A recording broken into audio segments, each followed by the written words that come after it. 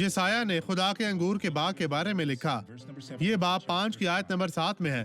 सो रब्बुल अफ़वाज का पाकिस्तान बनी इसराइल का घराना है, इस पर तवज्जो दे।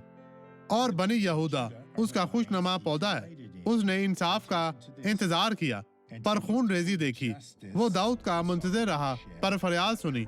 मसीह की कलीसिया को इसराइल की कौम कहा जाता है। हम खुदा से लोगों को शैतान से निजात दिलाने के लिए इंसाफ लाने की तवक्का रखते हैं, राजबाजी जो तमाम लोगों को शिफा बख्शती है। और बाज़ औक़ात हम जुल्म को काम करने देते हैं। लोगों की जिंदगियों में ये गलत है।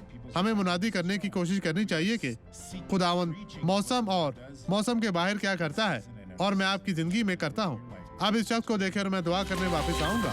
मैं सुन ही आपने सकता शिफा था। पाई। आपको क्या था इस कान में? मैं कुछ नहीं सुन सकता था। आप सुन नहीं सकते नहीं। थे? कितने अरसा से? 10 साल से। 10 साल से।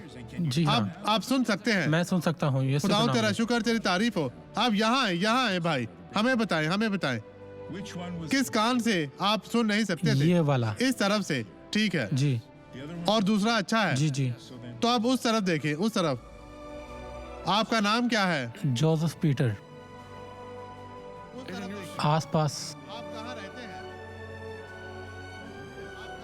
I live nearby. कोई नहीं रहता।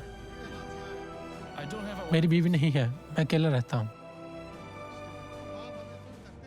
What's that? ये No. नहीं।